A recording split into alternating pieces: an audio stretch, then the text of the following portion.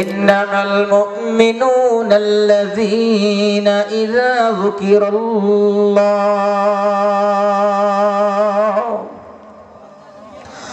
ওয়াজিলাত কুলুবুহুম ওয়া ইযা তুলিয়াত আলাইহিম আয়াতুহু যাদাতুহুম ঈমানা। বান্দা, তুমি যদি খাঁটি মুমিন হতে চাও, এক নাম্বার মুমিন, বেজালবিহীন মুমিন হতে চাও, তাহলে 5টা গুণ আর আলামত তোমার ভিতরে থাকতে হবে। এক নাম্বার, ইন্নামাল মুমিনুনাল্লাযীনা ইযা যুকিরাল্লাহ। 21 নভেম্বর যে ভূমিকম্প হয়ে গেছে, এত বড় ভূমিকম্প আপনারা দেখছেন? না, মাত্র আধা মিনিট, আরো কম।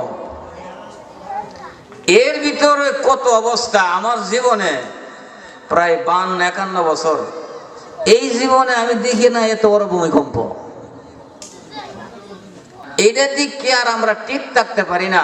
এখনো ভিতরে কারবি আসে।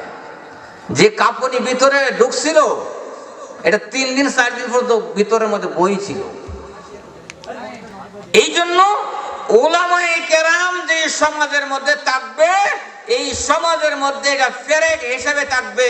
উলামায়ে কেরাম যেদিন থাকবে না, ওদিন জমিন ঠিক থাকবে না।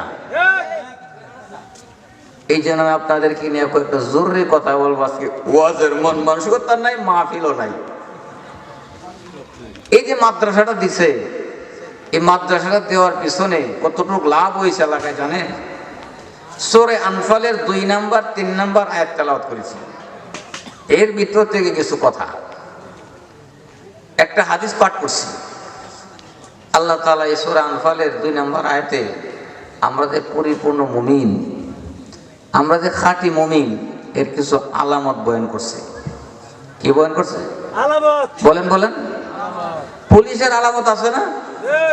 এই যে আমি মনে করেন আপনাদের এলাকায় মাদ্রাসা মসজিদ আছে না, ইমাম সাহেব দেখলে বোঝা যাও উনি হুজুর, মাস্টার দেখলে বোঝা যাও উনি হুজুর। আপনারা শ্রোতারা বলছেন, দেখলে বোঝারা শ্রোতা। আমি বক্তা হয়ে আসছি, আমরা দেখলে বোঝা যাও উনি প্রধান বক্তা। আলামত আসেনি? দুধওয়ালার আলামত আছে, রিক্সাওয়ালার সুটকি বেছে এবারের আলামত আছে। কথা বলা রিক্সাওয়ালা, দুধওয়ালা, দুধওয়ালার বাদামওয়ালা ডাকতো না। কি বলেন? পুলিশ রে কি মাস্টার কইব, আর্মি কইব?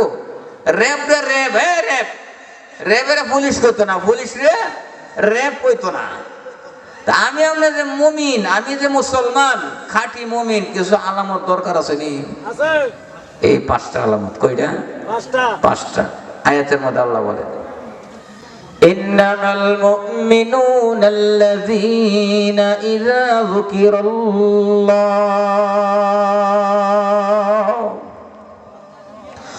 ওয়াজিলাত কুলুবুহুম ওয়া ইযা তুলিয়াত আলাইহিম আয়াতুহু যাদাতুহুম ঈমানা। দক্ষিণ দনপুরবাসীর ভাইরা, লালমাই কুমিল্লার ভাইরা, আল্লাহ পাক রব্বুল আলামিন ফরমান, বান্দা তুমি যদি খাঁটি মুমিন হতে চাও, 1 নাম্বার মুমিন, বেজালবিহীন মুমিন হতে চাও,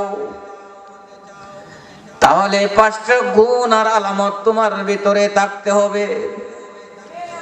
1 নাম্বার, ইন্নামাল মুমিনুনাল্লাযীনা ইযা যুকিরাল্লাহ।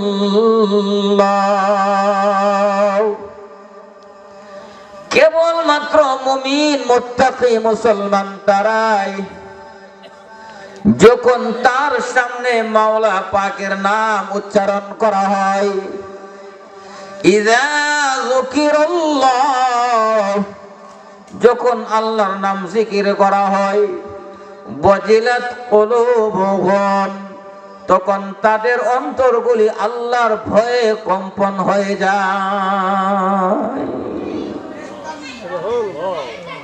1 মুমিন মুসলমান আলামত হলো আল্লাহর ভয়।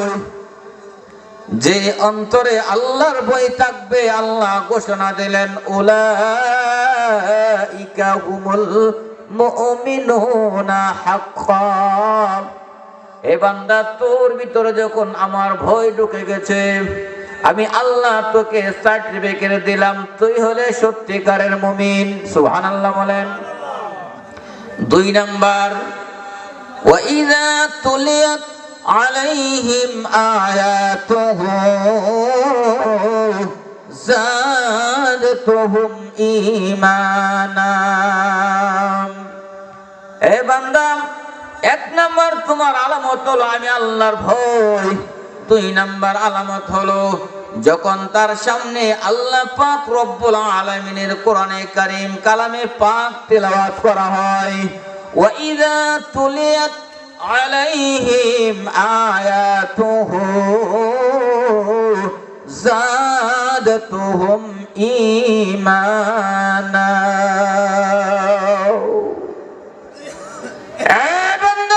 তোর সামনে যখন আমার কোরআনে কারীম তেলাওয়াত করা হয়, এই দক্ষিণ দনপুর এই নুরানিয়া হাফিজিয়া এই মাদ্রাসার মধ্যে যখন কারি সাহেব হাফিজ সাহেব যখন কোরআনে কারীম তেলাওয়াত আরম্ভ করে দেয়, তখন তেলাওয়াত যারা শুনে এবং তারা তেলাওয়াত করে, আল্লাহ বলেন তাদের অন্তর আমি আল্লাহর ভয়ে কম্পন হয়ে যায় এবং তার অন্তরের মধ্যে ঈমান বাড়িয়া যায়। সুবহানাল্লাহ বলেন। যাদাতুহুম ঈমানা, আমি আল্লাহ তার ঈমান বাড়ায়া দেই, তার ভিতরে ঈমানি নূর বাড়ায়া দেই। ঈমান বাড়ায় দেই মানে তার ভিতরে ঈমানি পাওয়ার বাড়ায় দেয়। বলেন সুবহানাল্লাহ। ওই বান্দা এই কোরআনে কারীম তিলাওয়াত যখন শুরু করে দেয়, তখন আল্লাহ পাক রব্বুল আলামিনের সেই ভয়ভীত অন্তরে এসে যায় এবং তার জিকির মনের মধ্যে মজাই লাগে, মজাই লাগে। এই জন্য আপনি আমি যদি ইমানদার হতে চাই, মুমিন মুত্তাকি হতে চাই, 1 নাম্বার আল্লাহর ভয় অন্তরে ঢুকাইতে হবে। 2 নাম্বার কোরআনে কারীম তিলাওয়াত করতে হবে। এই কোরআনে কারীম তেলাওয়াত করলে আমাদের কি লাভ হবে? এই মাদ্রাসার মধ্যে এই উলামায়ে কেরাম হাফেজ সাহেব, কারি সাহেব, আবু সাহেব, কারি সাহেব যে তেলাওয়াত করাইতেছে, আপনাদের কুচি কুচি কুকুমনিদেরকে এই কোরআনে কারীমের তালিম দিচ্ছে। এই ছেলেটাকে আলিফ বা তা সা জিম হা খা তেলাওয়াত করে করে তাদেরকে অক্ষরগুলি শিক্ষা দিচ্ছে। আল্লাহর কোরআনে কারীমের তালিম যারা দেয়, তাদের অবস্থাটা কেমন হয়, তার পাওয়ারটা কেমন হয় জানেন না বাবা, জানেন না। আপনার মেয়েটা, আপনার ছেলেটা কতটুকু শক্তিশালী হবে হাসরের ময়দানে। শুধু হাসরের ময়দানে নয়, দুনিয়াতেও আমার আল্লাহ তার মাধ্যমে আমাকে উন্নতি দান করবে। মরার পরেও আমার মেয়ের মাধ্যমে, আমার ছেলের মাধ্যমে আমার আল্লাহ আমার দরজা বাড়ায়া দিবে। সুবহানাল্লাহ। আল্লাহ রাসূল সাল্লাল্লাহু আলাইহি সাল্লাম বলেন, কাল হাসরের ময়দানে আল্লাহ পাক রব্বুল আলামিন দেখেন আপনার এই ছেলেটাকে আপনি যে কোরআনে কারীম তেলাওয়াত শিক্ষা দিলেন, এই মাদ্রাসার মধ্যে আপনি পাঠাইয়া দিলেন, মাওলানা আলামিন সাহেবের মাদ্রাসায় আপনি ছেলেটাকে ভর্তি করাইয়া দিলেন, মেয়েটাকে ভর্তি করাইয়া দিলেন, তাহলে আমার কি লাভ হবে? আমি মুখে বলবো না, বানানো কথাও বলবো না, কোনো কিসসা কাহিনীও বলবো না। আল্লাহর নবীর হাদিস থেকে সরাসরি হাদিসে ঢুকে গেলাম। হযরত আলী রাদিয়াল্লাহু তাআলা আনহু থেকে হাদিসটা রওয়ায়াত। ওয়ান আলী রাদিয়াল্লাহু তাআলা আনহু قال قال النبي صلى الله عليه وسلم من قرأ القرآن وعمل بما فيه ألبس والداه تاجا يوم القيامة زوجه أحسن من زوء الشمس في بيوت الدنيا।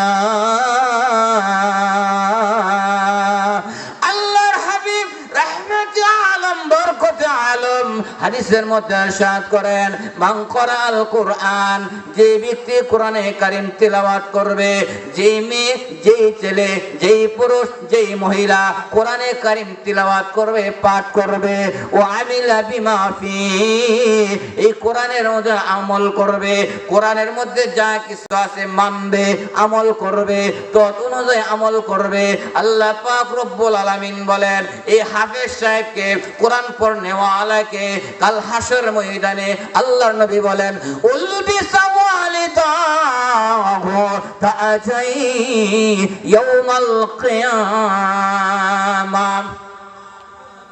আল্লাহ বলেন ওই হাফেজ সাহেবের বাবা এবং মাকে হাসরের ময়দানে নূরের টুপি পরায় দিবেন।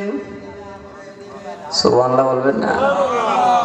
আপনার ছেলে এই দক্ষিণ দনপুরের মধ্যে বসে বসে কোরআন পড়ে, আর আপনি কবরের মধ্যে আসেন, হাসরের ময়দানে যখন আপনাকে তোলা হবে অথবা কবরের মধ্যে আসেন, আল্লাহ পাক রব্বুল আলামিন বলেন আমি তার ছেলের কোরআন তেলাওয়াতের উসিলা করে তার বাবার মাথার মধ্যে নূরের মুকুট পরায়া দেওয়া হবে, সুবহানাল্লাহ। তার মার মাথার মধ্যে নূরের মুকুট পরানো হবে। জোরে বলেন না সুবহানাল্লাহ। আমরা চান যে আমার মাথায় নূরের টুপি আল্লাহ পরাক, ইনশাআল্লাহ ইনশাআল্লাহ। আমার ছেলে মেয়েরে মাদ্রাসায় দিতে হবে নি বলেন, ইনশাআল্লাহ, না পাশে রাখলে হবে না? আপনার ছেলেরে এই মাদ্রাসার মধ্যে নিয়ে আসছেন, হুজুরে যখন সবক দিলেন আলিফ বা তা সা, আল্লাহ পাক রব্বুল আলামিন আপনার কবর আযাব মাফ করে দিয়েছে, সুবহানাল্লাহ। ছেলে পড়ে বিসমিল্লাহির রহমানির রহিম, বাবার কবর আযাব বন্ধ, মার কবর আযাব বন্ধ, দাদার কবর আযাব বন্ধ, দাদির কবর আযাব বন্ধ। কেন? তার সন্তানেরা, তার আওলাদেরা দুনিয়ার মধ্যে আমল জারি করে দিছে। আল্লাহ পাক রব্বুল আলামিন বলে এ বান্দা, এমন কয়েকটা জিনিস আমি তোমাদেরকে দিয়েছি যেগুলিকে সদকায়ে জারিয়া বলে। এ বান্দা, তুমি যদিও ইন্তেকাল করেছো, আমি আল্লাহ পাক রব্বুল আলামিন আমার কোন বান্দা যখন মারা যায়, ইজা মাতাল ইনসান, যখন আপনি মরে যাবেন আপনার সব আমলগুলি বন্ধ হয়ে যাবে। আপনি মরার সাথে সাথে আপনার নামাজ বন্ধ হয়ে গেছে, রোজা বন্ধ হয়ে গেছে, যাকাত দেওয়া বন্ধ হয়ে গেছে, হজ করা বন্ধ হয়ে গেছে, অর্থাৎ মৃত ব্যক্তি কোনো আমল করতে পারে না। কথা ঠিক কিনা বলেন? পারবেন না? মরার পরে পারবেন না? মরার পরে আল্লাহ আমার সুযোগ দাও, আমি 1000 রাত নামাজ পড়ুম, 2000 পড়ুম। ওই সময় তুমি কইবা 1000 2000 না, যতই কাম হইতো না। খবরে যাওয়ার পরে আল্লাহ আমার একটু দেও না সুযোগ, ও দুনিয়া যাই তাহলে সেজদা